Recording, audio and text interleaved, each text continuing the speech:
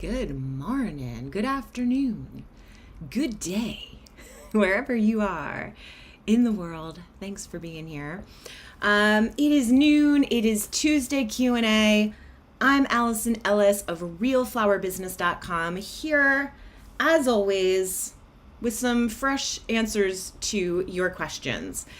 And I got some kind of random questions that came through, but there's kind of a big one, a really big one that I want to address. And it's really about booking and sales right now in your business. So if you are like most people, and I mean that not out of an assumption, but out of actual knowledge that I'm gathering from speaking with lots of different people in lots of different markets, if you are like most people, sales are a little wonky right now. By wonky, I mean down. They're unpredictable. Maybe your booking rate has plummeted. Like you're still getting inquiries, but the people who are actually booking are far fewer than what you're used to. So if any of that sounds like what's going on for you, I want to address the question of like, what are we supposed to do? What do we do right now? And one of the reasons I want to address this is because I'm seeing like these ads getting served to me that are saying like, oh, millennial florists aren't booking right now. Or like, here's what we need to do is like create some more content because you're not creating the right content on social media. And so that's what's going on. So this is why I want to address this particularly, because that's not true. It's not true that millennials aren't booking. I know plenty of millennials that are very busy right now. Because here's the thing, not everybody is down in every market. Cities, you're busy. People who are near a city or in a city, they are not feeling the same kind of like crunch as some of us who aren't in those more populated areas, okay? Which is why you have to evaluate your own situation instead of taking blanket information, blanket statements like millennials aren't booking right now, or you need to create better content more consistently. Is that really what's going on for you? Do you need to create more content, or do you need like a real life in-person contact? Come back to the old school with me for a minute, okay? Come back in the Wayback Machine where we didn't have social media and we actually had to grow our business other ways. That's what we want to be thinking about right now. Trying to compete with an algorithm or to beat an algorithm or trying to play an algorithm, this is 90% of what's burning people out right now. I can't do it. I can't keep up. I feel behind.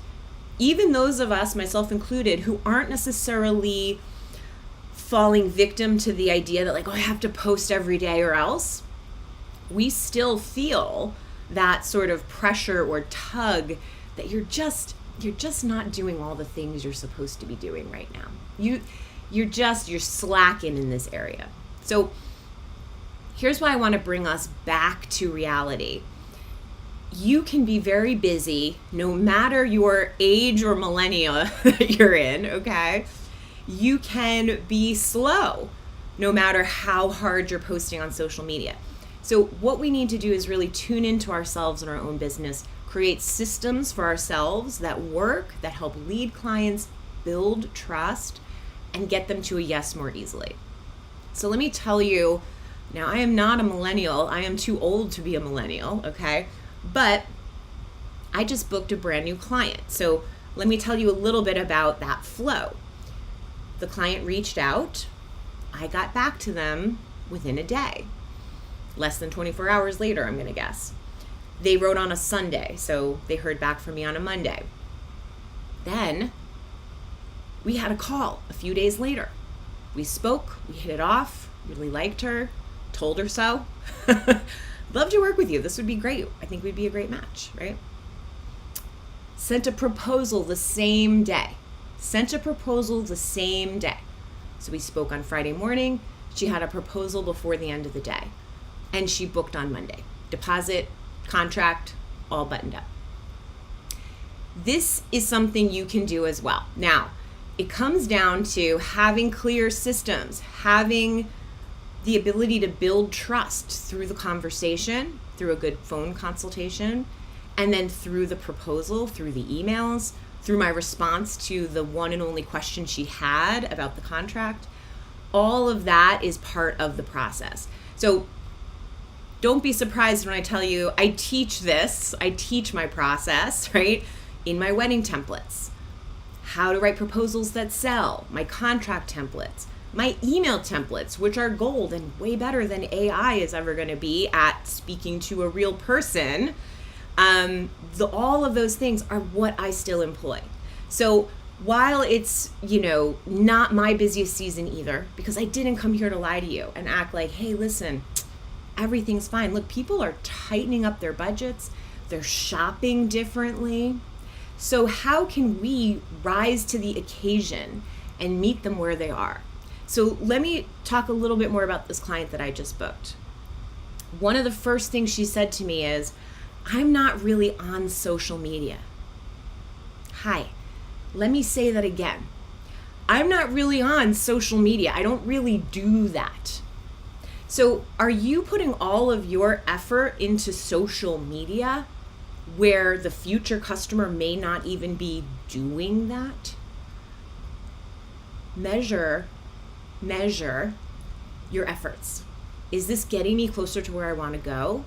Or is this taking time and I'm feeling really unhappy and I could be doing something different with that time? It is not just some, rinse and repeat thing that you can do to book customers right now.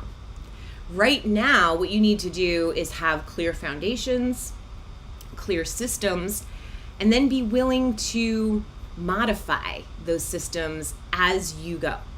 So if you speak to somebody who's not on social media, they didn't find you through Instagram.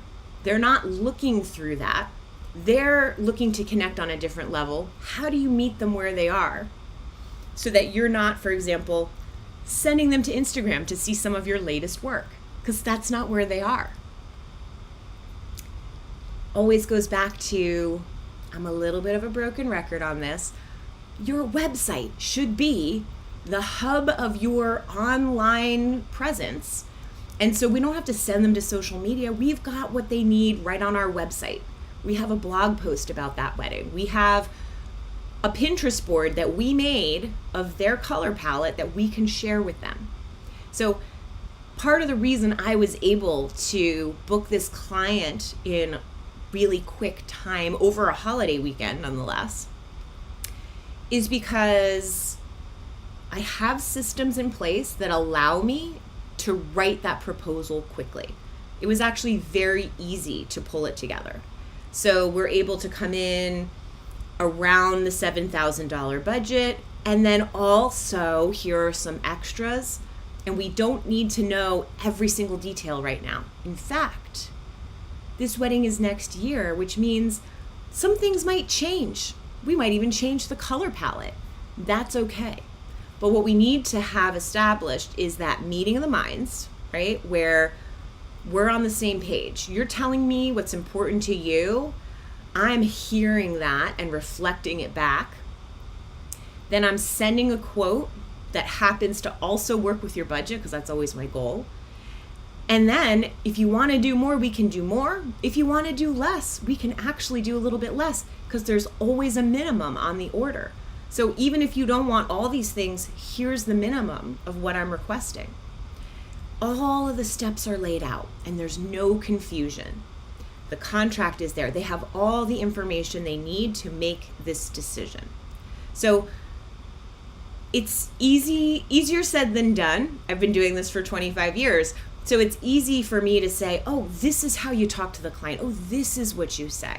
Because I've said these things many times without like spontaneously combusting or having something horrible happen, right?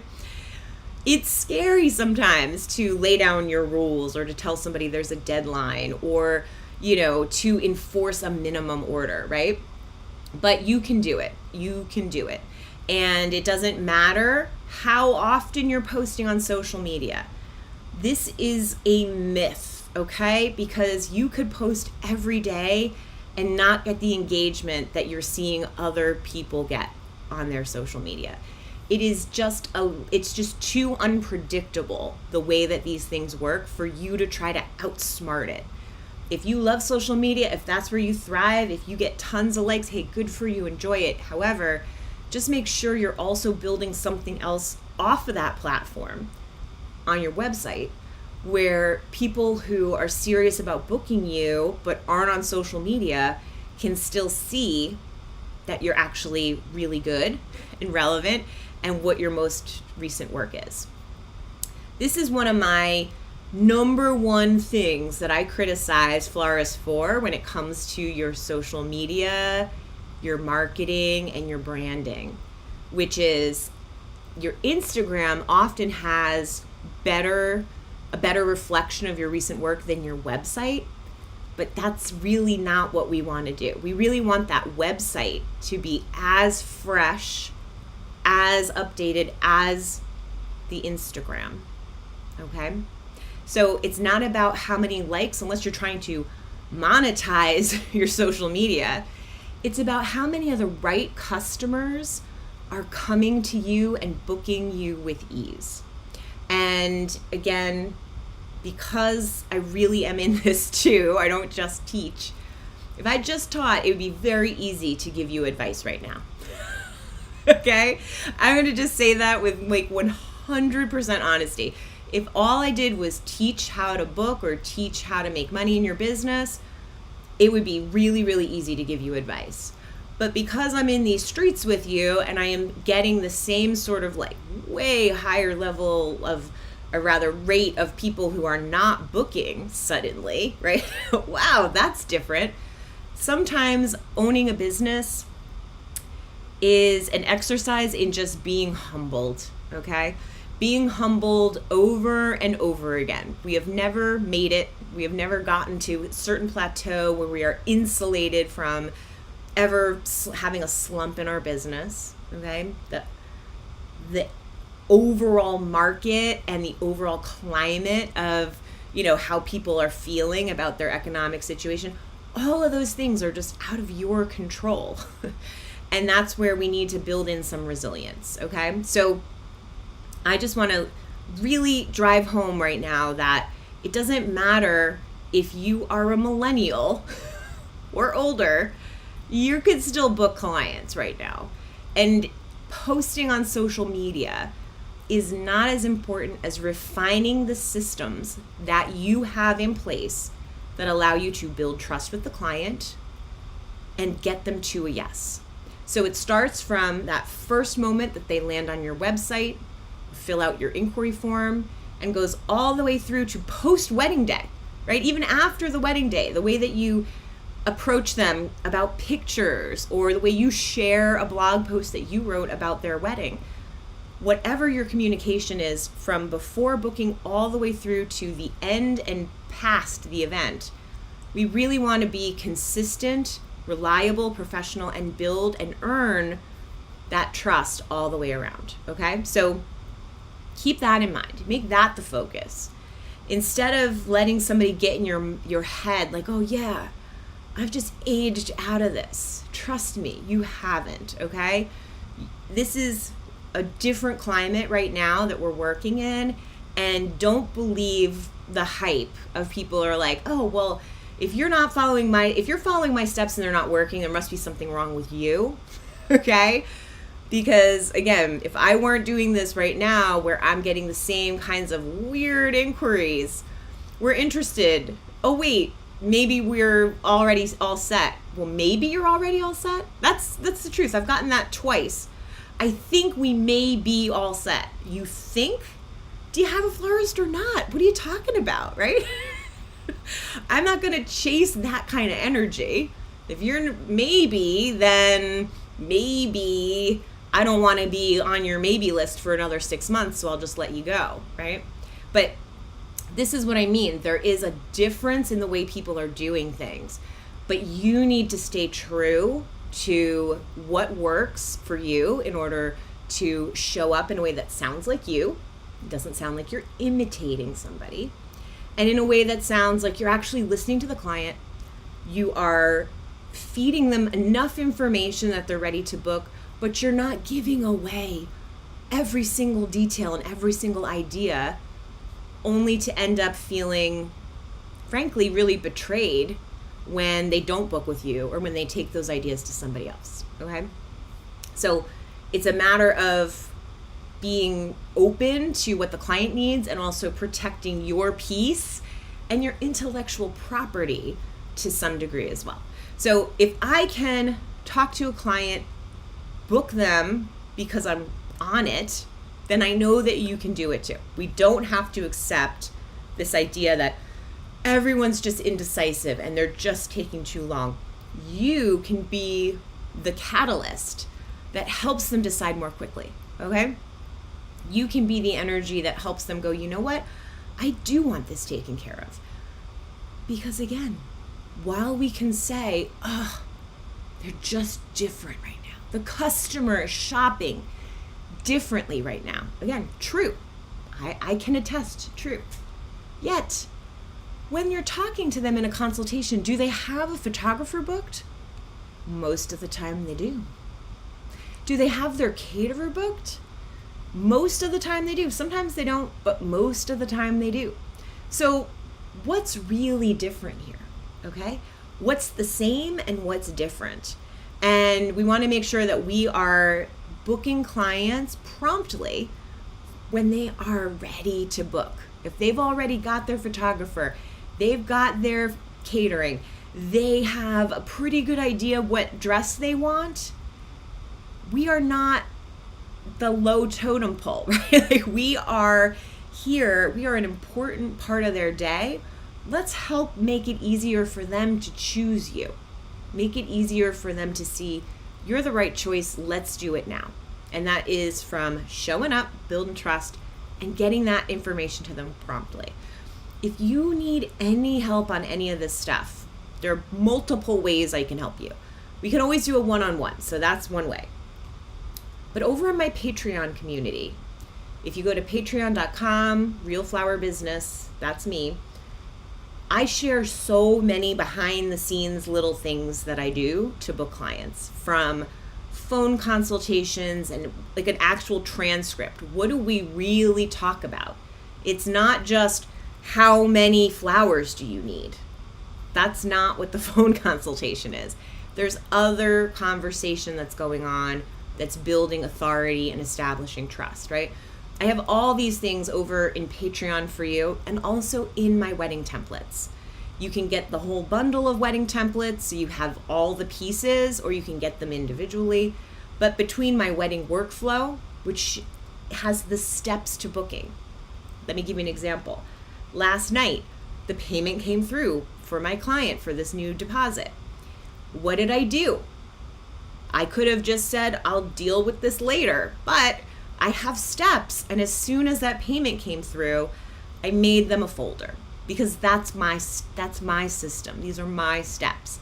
And there's nobody, you may have noticed this when you're running your business, nobody to hold you accountable to do these things except for you. So if I kind of just let it go and I'll make a folder tomorrow, which I could have done, that's just not in line with the energy that I want to have behind this, right? I am so excited this person booked. I love their style. It's going to be a great fit. They booked easily, even better, right? So why am I going to be like, it's not important. Hopped up, grabbed a folder, put their names on it. It takes, 3 minutes, maybe, maximum. Easy peasy. But again, the reason I did that is because it's part of my workflow. I have a workflow of how I follow all these steps so clients don't get left behind. So I'm not missing an order. I'm not missing a final payment. I'm not getting paid late because I'm invoicing them early and often. All these things are part of the workflow, part of my email templates. I show you how I do it all. So if you need any help with this, I mean any, even if it's like, I could just use one good line on how I get them to pay me on time, check out my wedding templates. They're made for you to help you alleviate this kind of the unknown part, right? It's a bridge to help you bridge this gap of knowledge between like, I know I could do the wedding, but how do I get them to just book? That's what these wedding templates help you do. Okay, so these are ways that I can help you. And again, I'm always happy to do a one-on-one. One-on-ones are some of my favorite things to do. A lot of times there'll be two-on-ones because you might have a business partner and we can talk together about what's actually going on in your business, what's working, what's not working, and how we might tweak some of these things. So now's the perfect time to perfect your systems. People are booking right now for next year. So you want to be ready to receive. We're going to be programmed to receive, right? So we know exactly what steps we're going to follow when they inquire, and then we know exactly how we're going to lead them to get to a yes and give us that deposit, all right? So keep doing beautiful work. Even if things feel wonky, even if there are people kind of trying to get into your head and tell you, you're just too old, you're just not social media savvy enough. That ain't it, baby. That ain't it. And you know how, I'm going to give you one more example, especially if you've been around for, let's just say 10 years in the floral industry. There used to be a ton of courses on how to use Instagram. Does anybody remember that? There used to be a ton of courses on using social media. And guess what? It's been a minute. It's been like 5 years since any of those courses have been something that people are selling. And the reason is because there's no shelf life. There's no longevity, all right? So keep that in mind. If there's no shelf life, if there's no longevity, what are we pouring into this, all right? Just keep that in mind. All right, now you may go on with your day. Have a wonderful day. Keep doing beautiful work, and I'll see you next week for the next Q&A. If you have any questions, join me over on Patreon. It's super easy and affordable. You can just hop in there, even for free, but you'll get a notification that I'm going to be going live, so you'll know the time and everything ahead of time, okay? So become a member of my community. I would love to have you over there. All right.